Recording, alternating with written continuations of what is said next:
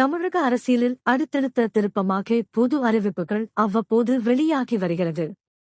தற்சமயம் அதிமுக பாஜக கூட்டணி குறித்துதான் எங்கு பார்த்தாலும் பேச்சு அடிபட்டு வருகிறது. அண்ணாமலை கட்சியை விட்டு வெளியேறினால் மீண்டும் கூட்டணி வைத்துக் கொள்ளலாம் என்ற கெடுபிடியை பாஜக மேலிடத்திற்கு எடப்பாடி போட்டுள்ளார். முதலில் ஒப்புக்கொள்ளவில்லை என்றாலும் நாளடைவில் கட்சியின் நலனுக்காக சம்மதித்து விட்டனர். இது ஒரு பக்கம் இருக்க மற்றொரு பக்கம் விஜய்க்கு இது பாதகமாகவே அமைந்துள்ளது. இனி எந்த ஒரு கட்டாயத்திலும் பாஜகவுடன் கூட்டணி வைக்க மாட்டோம் என அதிமுக சொன்னதை வைத்து தமிழக வெற்றிக் கழகம் தொடர்ந்து எடப்பாடியுடன் கூட்டணிக்காக பேச்சுவார்த்தை நடத்தி வந்துள்ளனர். ஆனால் தொகுதி பிரிவு ஆட்சி அமைத்தல் போன்ற பிரச்சனையினால் இவர்கள் பேச்சுவார்த்தை பாதியிலேயே நின்றது.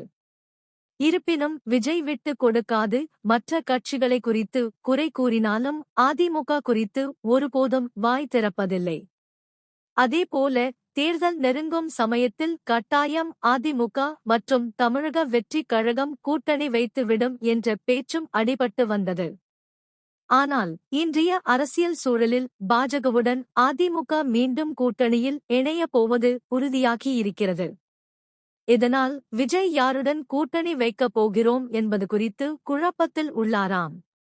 சீட் பிரிப்பது குறித்தும் எங்கள் தலைமையின் கீழ் தான் ஆட்சி அமைய வேண்டும் என்பதிலும் தீர்க்கமாக இருந்ததால் அதிமுக கூட்டணி கை நழுவி போனது.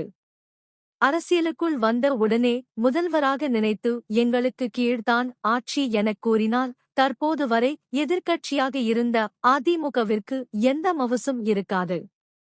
அதனை விட்டுக் கொடுக்க முடியாமல்தான் அதிமுக மீண்டும் பாஜகவை தேடி சென்றது. இதனையெல்லாம் விஜய் தற்பொழுது ஆலோசனை செய்து வருகிறாராம். மேற்கொண்டு வேறு யாருடன் கூட்டணி வைப்பது என்பதறியாமல் குழப்பத்தில் உள்ளதாகவும் தகவல்கள் வெளியாகியுள்ளது.